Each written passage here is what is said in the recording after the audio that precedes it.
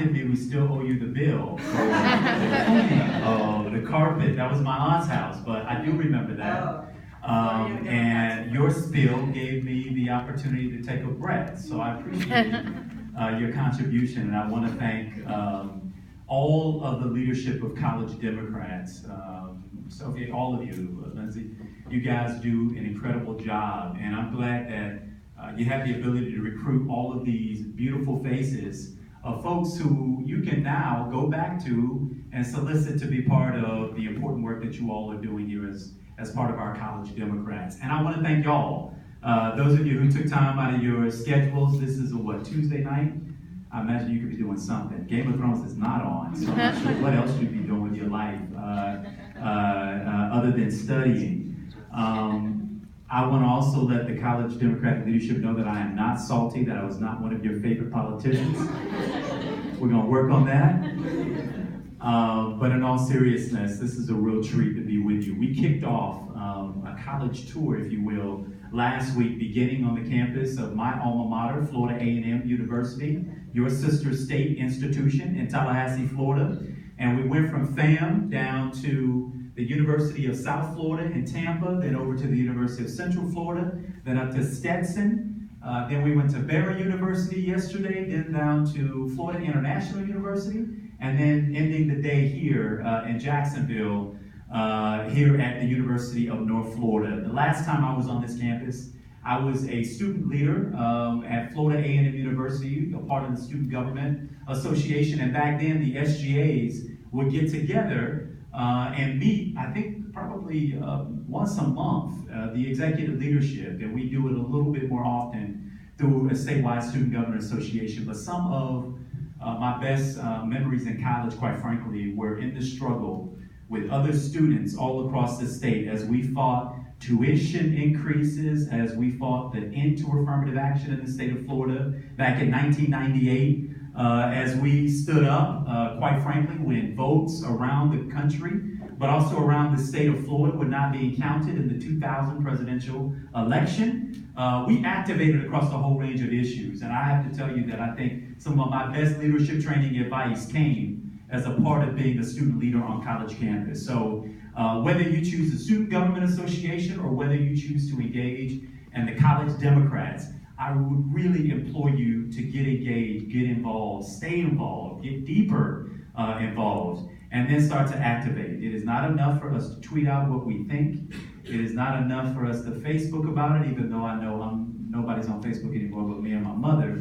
And a couple of the folks in this room, all my interns keep reminding me that they're not on Facebook anymore. But the truth is that that's not enough. It won't be enough, considering the challenges that we face as a country, but also the challenges that we face as a state. I ran, some of you may or may not know, when I was 23 years old. I was a senior at Florida A&M University when I decided to run for the Tallahassee City Commission. At the time that I entered the race, I entered as the 7th person in the race with no money to my name. I think we raised a total of $6,000 in that primary election. And because of the student activism, the organizing we did to turn out young voters, and the ability to move around through the capital city, I ended up competing and winning that race, becoming the youngest person in Tallahassee's history to serve on the Tallahassee City Commission. I share that with you so that you know that for the folks who will tell you to wait your turn is now. You're in the game. You got a brain to think with. You got the will to work and a heart to care. There's no reason why you shouldn't be putting it all out there, standing in the gap for so many people who don't have anyone to stand for them. Speaking up for the things that we believe in and that we hold so dear. And it's never been more important, in my opinion, than it feels right now when we're seeing what's happening at the federal level.